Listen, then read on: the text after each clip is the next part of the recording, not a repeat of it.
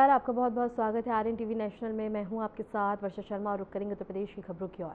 मुख्यमंत्री योगी आदित्यनाथ ने सिंगापुर दौरे के पहले ही दिन बड़ी सफलता हासिल की। उन्होंने लखनऊ में डेटा सेंटर स्थापित करने का निर्माण दिया और यूनिवर्सल ग्रुप के साथ 6,650 करोड़ रुपए के निवेश का समझौता किया है। जयपुर बता दें कि जेवर एयरपोर्ट के पास 100 एकड़ में इंटरनेशनल टाउनशिप बनेगी। 3,500 करोड़ रुपए निवेश और 12,000 का रोजगार होगा।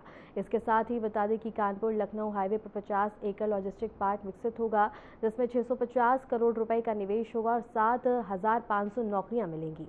इसके साथ ही बता दें कि सीएम योगी आदित्यनाथ ने अपने दौरे के दौरान बता दें कि समझौते और ग्राफिक्स के जरिए से हम आपको बता दें कि सीएम योगी की विदेश यात्रा सिंगापुर में, और इसके साथ ही बता दें कि सिंगापुर और जापान की यात्रा 25 से 26, और इसके साथ ही बता दें कि यहाँ बड़े निवेश को लेकर चर्चा विचार विमर्श और लगातार बैठकें की गई हैं।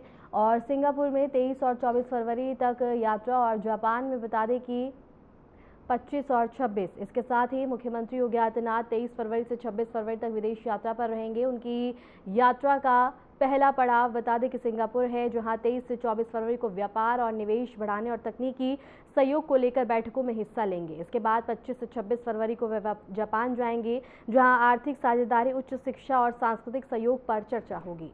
और इसके साथ ही बता दें कि सीएम योगी आदित्यनाथ की विदेश यात्रा, जहां लगातार बैठकों में बता दें कि हिस्सा और 33 वैश्विक कंपनियों के प्रतिनिधियों से मुलाकात करेंगे। इसके साथ ही ग्राफिक्स के जरिए से हम आपको बता रहे हैं, जहां सीएम योगी आदित्यनाथ अपनी यात्रा के दौरान प्रतिनिधियों से मुलाकात करेंगे। तकनीकी सहयोग और औद्योगिक विस्तार पर बात होगी। इसके साथ ही सीएम गवर्नमेंट टू बिजनेस बैठक, राउंड टेबल बैठक करेंगे। सीएम योगी आदित्यनाथ करेंगे निवेशकों से सीधा संवाद।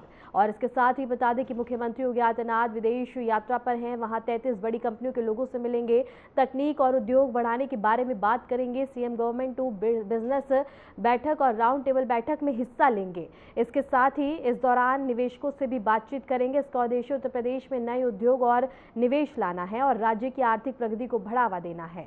इसके साथ ही हम आपको बता रहे हैं, जहां सीएम योगी आदित्यनाथ अपनी विदेश यात्रा के दौरान मुलाकातें करेंगे, बैठकों में हिस्सा लेंगे। राज्य की आर्थिक प्रगति को बढ़ाने पर यहां फोकस किया जाएगा, जोर दिया जाएगा। उत्तर प्रदेश में नए उद्योग और निवेश लाना है और राज्य की आर्थिक प्रगति को बढ़ावा यहां मिलता हुआ नजर आएगा। इसके साथ ही बैठकों में बता दें कि राज्य के विकास को लेकर तमाम महत्वपूर्ण फैसले और चर्चा विचार विमर्श देखने को मिलेगी। 2 दिन के दौरे पर सीएम योगी आदित्यनाथ और कई सीईओ से मुलाकात, और मुलाकात के दौरान बता दें कि काफी महत्वपूर्ण निर्णय और विचार विमर्श देखने को मिलेगा, जो कि राज्य के विकास को नई गति देता हुआ नजर आएगा।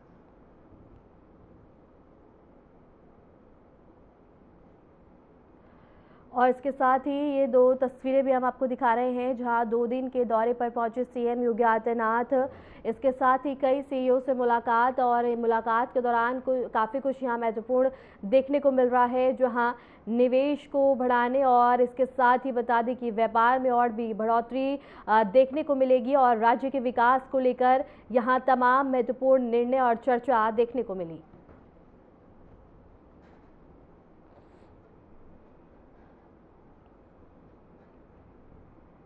इसके साथ ही बता दें कि सीएम योगी का सिंगापुर का दौरा 23 से 24 फरवरी तक, निवेशकों उद्योग प्रतिनिधियों से मुलाकात। ये ग्राफिक्स के जरिए से हम आपको बता रहे हैं, जहां मैन्युफैक्चरिंग, डेटा सेंटर, लॉजिस्टिक पर फोकस किया गया है। प्रवासी भारतीय समुदाय से मिलेंगे। इसके साथ ही सीएम योगी का विदेश यात्रा और दौरा, जहां बता दें कि सीईओ से मुलाकात, इसके साथ ही उद्योग प्रतिनिधियों से भी मुलाकात। मैन्युफैक्चरिंग, डेटा सेंटर पर फोकस किया जा रहा है। प्रवासी भारतीय समुदाय से मिलेंगे, जहां बता दें कि तमाम महत्वपूर्ण और अन्य चीजें भी यहाँ देखने को मिलेंगे। सिंगापुर तो जापान निवेश का प्लान यहां दिखता हुआ नजर आ रहा है। यूपी में निवेश पर गहन चर्चा, और इसके साथ ही राज्य के विकास को लेकर यहां नई गति भी देखने को मिलेगी, जिससे राज्य में विकास को और भी ज्यादा रफ्तार मिलती हुई नजर आए।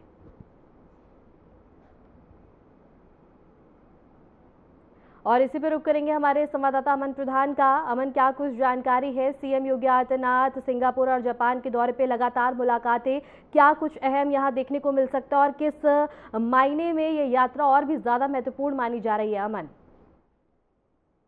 देखिए वर्षा, जिस तरीके से अगर बात की जाए उत्तर प्रदेश में के सीएम 2 दिवसीय दौरे पर हैं, और जिस तरीके से जाए उत्तर प्रदेश सरकार के अहम मंत्रियों के साथ चाहे बात की जाए सुरेश खन्ना की, चाहे औद्योगिक विकास मंत्री नंद गोपाल नंदी की बात की जाए या तमाम IAS अधिकारियों की बात की जाए, तो सभी जो लोग हैं वो 2 दिवसीय विदेश दौरे पर गए हैं। और अगर विदेश दौरे की अगर जो खासियत है उसकी अगर बात की जाए तो निवेशकों का उत्तर प्रदेश में निवेश करना, यानी कि जो उत्तर प्रदेश में जितने भी जो बाहरी कंपनी है, चाहे बड़ी बड़ी कंपनीज की बात की जाए, उन सभी कंपनीज का उत्तर प्रदेश में निवेश करना और कहीं न कहीं उत्तर प्रदेश में निवेश अगर आता है, जिस तरीके से अभी कुछ देर पहले की अगर बैठकों की तस्वीरों पर अगर चर्चा की जाए, लगातार जो तमाम बैठक है, बैठकों के बाद जो तस्वीरें ये स्पष्ट रूप से समझ में आ रही हैं कि उत्तर प्रदेश में निवेशक जो है वो कहीं ना कहीं निवेश करने के लिए लगातार प्रसन्न नजर आ रहा है। कहीं ना कहीं जो बड़े निवेशकों की अगर बात की जाए वो भी उत्तर प्रदेश में भी, हाल ही की बात की जाए जब विदेश दौरे पर गए थे वित्त मंत्री उत्तर प्रदेश के, तो कहीं ना कहीं एक बड़ा व्यापार भी उत्तर प्रदेश में आया था, यानी कि जो बड़े निवेशक है वो उत्तर प्रदेश में आए थे।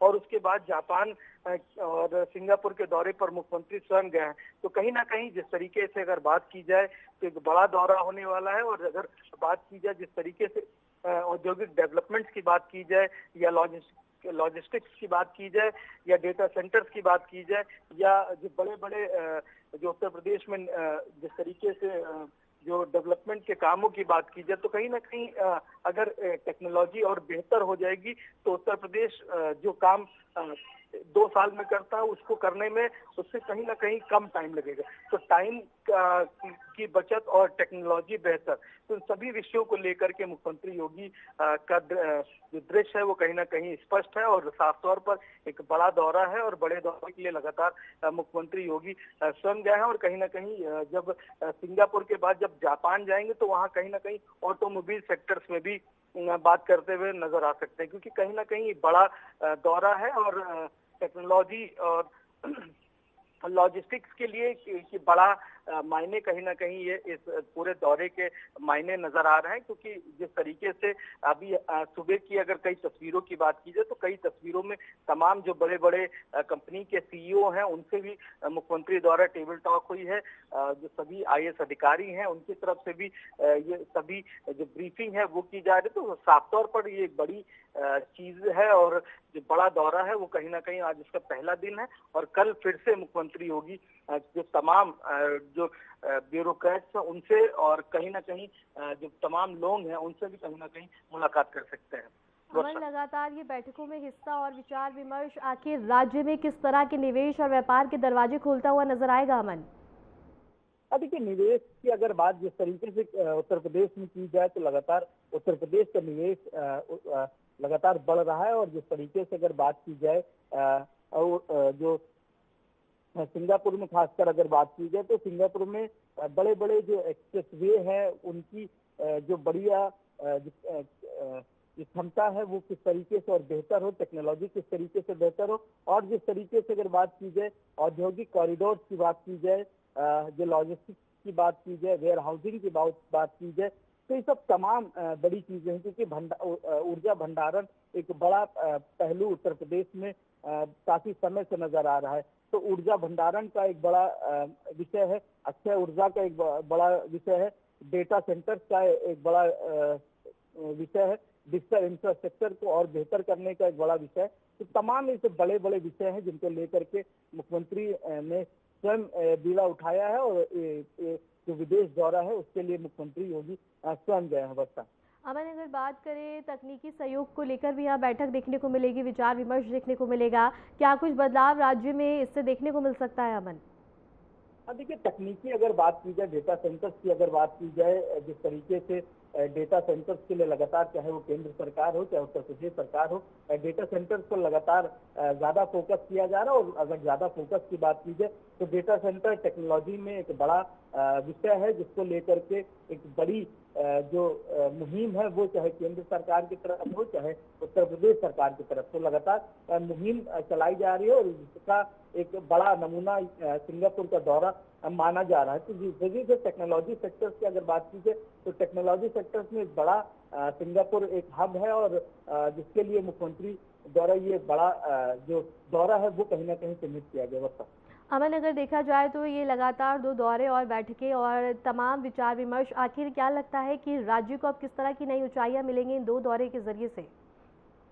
देखिए, अगर उत्तर प्रदेश का जो विकास की अगर बात की जाए तो डेवलपमेंट लगातार जिस तरीके से जो गति है उसको और बेहतर देने के लिए लगातार, क्योंकि कहीं ना कहीं 2047 जो विकसित भारत और विकसित उत्तर प्रदेश का जो कहीं ना कहीं चाहे केंद्र सरकार की बात कीजिए चाहे प्रदेश सरकार की बात कीजिए तो एक बड़ा सपना है दोनों ही सरकार की तरफ से। तो उसके लिए एक बड़ा विजन है, क्योंकि जिस तरीके से जर्मनी में जो अभी जो सुरेश खन्ना है उत्तर प्रदेश के वित्त मंत्री, वो इंफ्रास्ट्रक्चर माफ करिएगा जो वहां से जो MOU है वो तमाम साइन होकर के आए थे और उसके बाद उत्तर प्रदेश के मुख्यमंत्री स्वयं गए। तो कहीं ना कहीं जब इंडस्ट्री उत्तर प्रदेश में लगेगी तो डेवलपमेंट तो कहीं ना कहीं और बेहतर होगा। तो ये डेवलपमेंट की जो सोच है, जो उत्तर प्रदेश में जो बढ़ता भविष्य है, उसके लिए लगातार मुख्यमंत्री द्वारा जो कदम है वो कहीं ना कहीं बढ़ाया जा रहा है। और जिस तरीके से अगर बात की जाए उत्तर प्रदेश के डेवलपमेंट में और बेहतर गति लाई जाए, इसके लिए जो इस तरीके के दौरे हैं वो कहीं ना कहीं और ज्यादा कामयाब नजर आते हैं। ठीक है अमन, आपका बहुत बहुत शुक्रिया हमारे साथ जुड़ने के लिए, तमाम जानकारी साझा करने के लिए।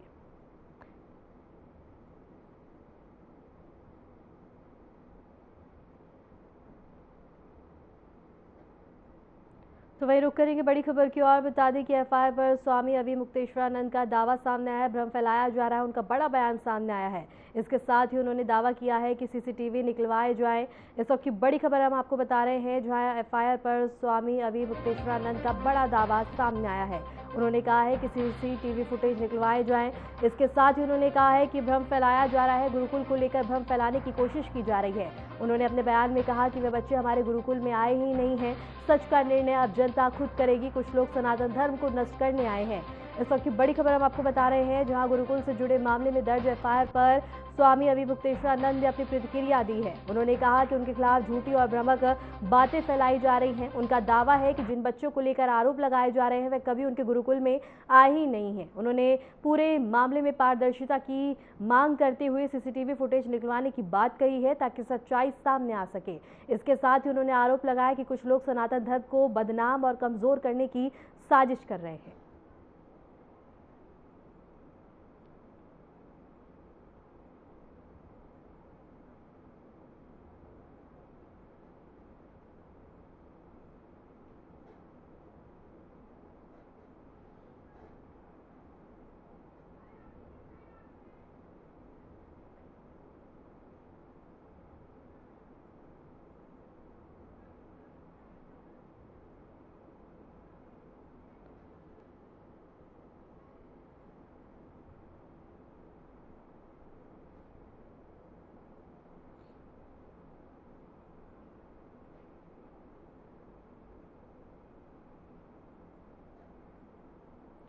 है, स्पष्ट कह रहा है कि तुम निर्दोष हो।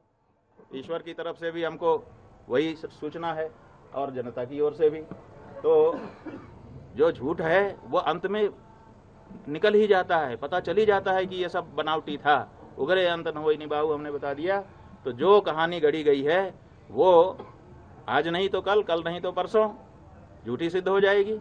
जो प्रयागराज का स्थान है उस प्रयागराज में चप्पे चप्पे पर CCTV लगा है। आप लोग निकलवाइए मेला अधिकारी के यहाँ से कि कितने रुपए का CCTV खरीदा गया है और वो कितनी जगह पर लगाया गया है और उसकी फुटेज कहाँ है।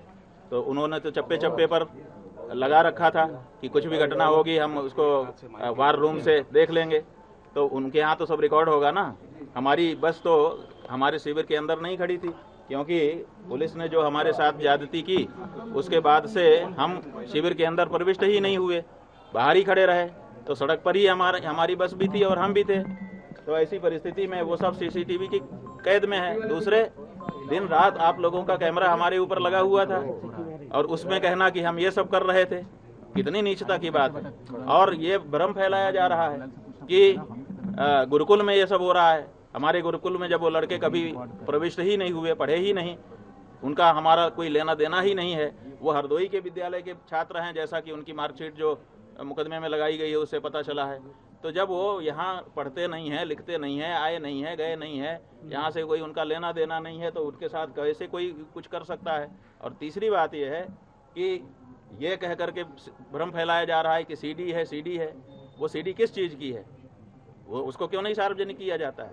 कहा जाता है कि बच्चों के साथ अन्याय हो रहा था और बच्चे जो है वो निकल करके गए, हमको आकर के उन्होंने बताया। जैसा कि देखिए कोर्ट में क्या है हम नहीं बता रहे हैं, लेकिन जो सार्वजनिक रूप से आशुतोष ब्रह्मचारी ने कहा है उसके आधार पर हम आपको बता रहे हैं कि वो कह रहे हैं कि बच्चों ने आकर के हमको बताया कि हमारे साथ ये हो रहा है, और फिर सीडी भी लेके आए बच्चे।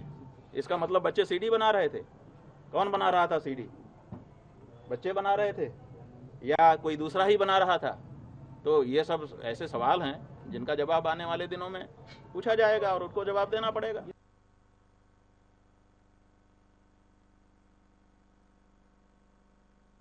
जरिए से आपको बता दें कि शंकराचार्य पर एफआईआर पर वार पलटवार का दौर देखने को मिल रहा है।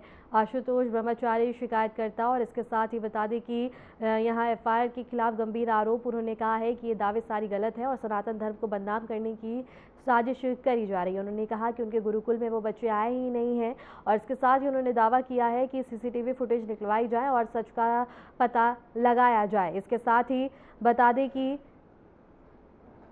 उन्होंने कहा है कि नाबालिग का यौन शोषण आशुतोष ब्रह्मचारी और शिकायतकर्ता कौन है, इसके साथ ही उन्होंने कोर्ट के आदेश पर एफआईआर, इसके साथ ही इस वक्त की खबर हम आपको बता रहे हैं जहां जांच के बाद कार्रवाई करने को कहा गया है। इसके साथ ही बता दें कि नाबालिगों का यौन शोषण, उन्होंने दावा किया है कि सारे आरोप झूठे हैं।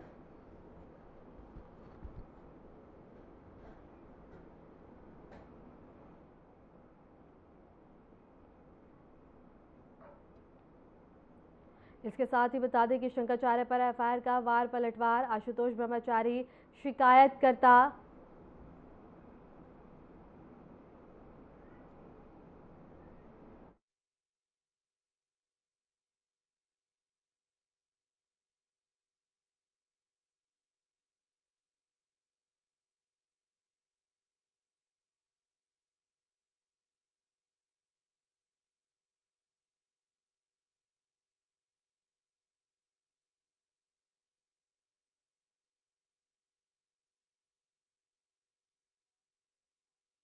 शंकराचार्य पर एफआईआर पर वार पलटवार का दौर देखने को मिल रहा है। यहाँ आशुतोष ब्रह्मचारी शिकायतकर्ता, जहां उन्होंने कहा छोटे बच्चे के साथ दुष्कर्म करते थे, तो वहीं दूसरी ओर बता दें कि शंकराचार्य ने बयान दिया है कि फर्जी आरोप लगाए जा रहे हैं। इसके साथ ही आशुतोष ब्रह्मचारी ने कहा है कि यहाँ बच्चों के साथ गलत कार्य किया जाता था, न्यायालय से प्रथम दृष्टया हमें न्याय चाहिए, छोटे बच्चों के साथ यहाँ दुष्कर्म किया जाता था। तो वहीं दूसरी ओर बता दें कि शंकराचार्य ने बयान दिया, दावा किया है कि फर्जी मुकदमे लगातार और देखने को मिलते हैं। आरोप लगाने वाला खुद हिस्ट्री शीटर है। इसके साथ ही बता दें कि उन्होंने कहा कि फर्जी मुकदमे लगातार उगाही करता है और आरोप लगाने वाला खुद ही हिस्ट्री शीटर है। तो वहीं दूसरी ओर बता दें कि शिकायतकर्ता भी लगातार शंकराचार्य के खिलाफ दर्ज एफआईआर को लेकर विवाद अब बढ़ता जा रहा है। शिकायतकर्ता आशुतोष ब्रह्मचारी ने आरोप लगाया है कि छोटे बच्चों के साथ गंभीर गलत काम किए गए हैं। उन्होंने सबूतों के आधार पर मामला दर्ज कराया है। साथ ही अदालत से शुरुआती राहत मिलने का दावा है।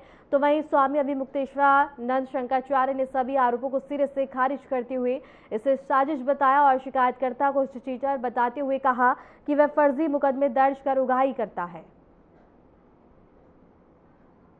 और इसके साथ ही अगर बताएं कि ये पूरा मामला अब लगातार अभिमुक्तेश्वरानंद मुश्किल में घिरते हुए नजर आ रहे हैं।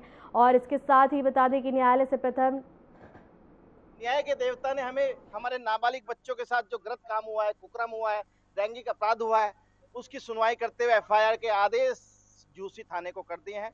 अब हमें न्याय मिलेगा और हमें पूरा उम्मीद हो गई है कि अब वह दिन दूर नहीं जब ऐसे कुकर्मी, सनातन के नाम पर चोला ओढ़ने वाले ढोंगी लोग जो फर्जी शंकराचार्य अपने आप को लिखते हैं, मैं आज खुली चेतावनी देना चाहता हूँ। अखिलेश जी, आप बहुत चिल्ला रहे थे, चलिए मेरे साथ विद्या मठ पैदल यात्रा हम लोग आज से कर रहे हैं और पंचम तर पे डिप्टी सीएम साहब आपको भी कह रहा हूँ, मेरे साथ चलिए। वहां पर जो स्विमिंग पूल दिखाऊंगा, वह कमरा दिखाऊंगा जिसमें ये ऐसे करते हैं, वहाँ सखियां रखते हैं, वहाँ बच्चों का कुकर्म करते हैं। सारे एविडेंस वहाँ पे हमारे बच्चों ने छुपा के रख रखे हैं, उसको विवेचना पुलिस के द्वारा निकाल के लाएंगे। जूसी थाना में दर्ज हुआ है, क्या आदेश हुआ है। कितनी बड़ी जीत मानते हैं? ये न्याय की हम लोग सनातन की जीत मान रहे हैं। सनातन के जो इन लोग गुमराह कर रहे थे, प्रथम जीत हमारी यहाँ न्यायालय से हुई है और हम इसको लिए माननीय न्यायालय का आभार व्यक्त करते हैं। आज से हम सनातन यात्रा निकाल रहे हैं यहाँ से विद्या मठ, इनका बनारस आश्रम जहाँ पर रंगरैया उठाते हैं, जहाँ पर बच्चों का यौन शोषण करते हैं, वहां पर सारे कमरे हम पंचम तर पे दिखाएंगे। वो कमरा कैसे जो एक संत वो कुटिया में रहता है। अंबानी जी का भी फैल किया हुआ है आपने। अंबानी साहब का भी ऐसा कमरा नहीं है जैसा आपने बना रखा है, वहाँ सखिया रखे हुए हो, और बच्चों के कुकर्म के बहुत सारे एविडेंस वहाँ पर जिंदा है। हमारे बच्चों ने वहाँ गार्ड रखे हैं, जो वहाँ पे सीढ़ियां हैं वो सब उपलब्ध होंगी।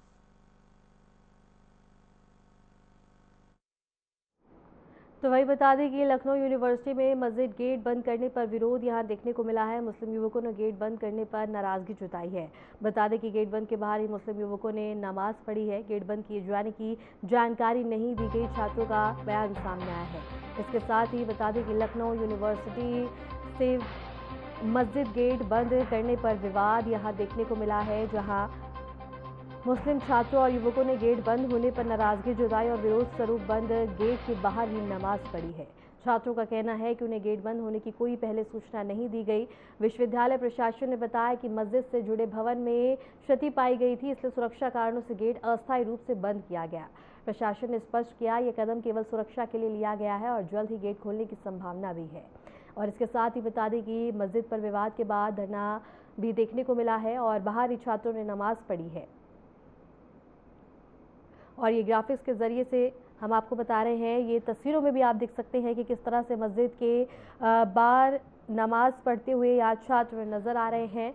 और ये तस्वीरें भी अब काफ़ी ज़्यादा विवाद का मुद्दा बनती हुई नज़र आ रही हैं, जहां आप साफ तौर पर इन तस्वीरों में देख सकते हैं कि गेट के बाहर ही यहाँ लोग नारेबाजी करते हुए, तो वही छात्र बता दें कि नमाज पढ़ते हुए नजर आ रहे हैं। और इसके साथ ही छात्रों का कहना है कि उनको कोई भी सूचना नहीं दी गई थी। लखनऊ में मस्जिद का विवाद बढ़ता जा रहा है।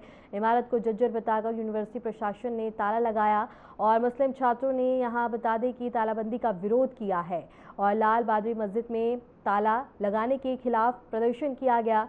लखनऊ विश्वविद्यालय परिसर में मस्जिद नवाब नसीरुद्दीन हैदर ने सन बता दें के आसपास ये मस्जिद बनवाई थी और इसके साथ यहाँ नमाज पढ़ने को लेकर काफ़ी ज़्यादा, और ये तस्वीरों और ग्राफिक्स के ज़रिए से हम आपको बता रहे हैं, जहाँ बता दें कि नारेबाजी और यहाँ छात्रों द्वारा नमाज भी पढ़ी गई है।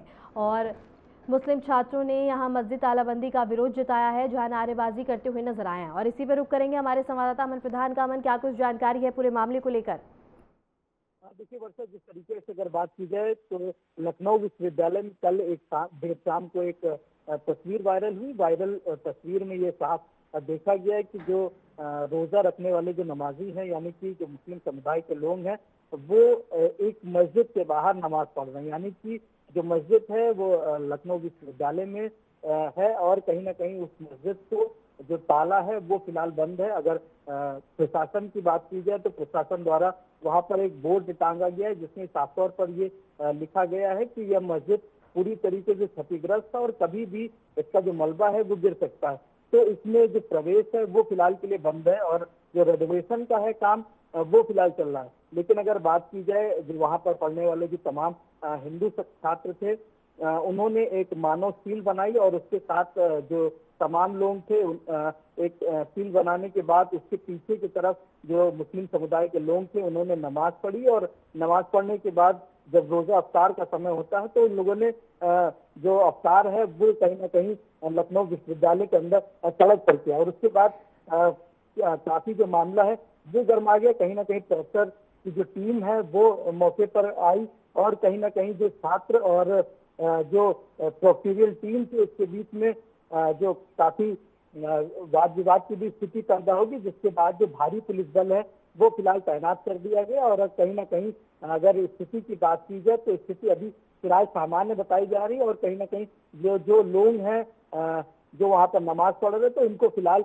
प्रोक्टोरियल बोर्ड ने उनको निर्देशित किया है कि आप अन्य कहीं किसी और स्थान पर नमाज पढ़ लें, क्योंकि अभी फिलहाल जो मस्जिद है उसको अभी रेनोवेशन के काम के लिए फिलहाल अभी बंद किया गया। वहीं अगर तमाम जिन संगठनों की बात की जाए, चाहे वो आयसा की बात की जाए, चाहे NSUI की बात की जाए, तमाम संगठन इस पूरे मामले पर लखनऊ विश्वविद्यालय को घेरने का लगातार प्रयास करें, लेकिन कहीं ना कहीं भारी पुलिस बल जो लखनऊ यूनिवर्सिटी प्रशासन है उसने भी फिलहाल मौके पर लगा रखा है। ठीक है अमन, आपका बहुत बहुत शुक्रिया हमारे साथ जुड़ने के लिए, तमाम जानकारी साझा करने के लिए। और इसके साथ उत्तर प्रदेश की खबरों में फिलहाल के लिए इतना ही, और ऐसे उत्तर प्रदेश की तमाम खबरों को जानने के लिए देखते रहिए RNTV नेशनल।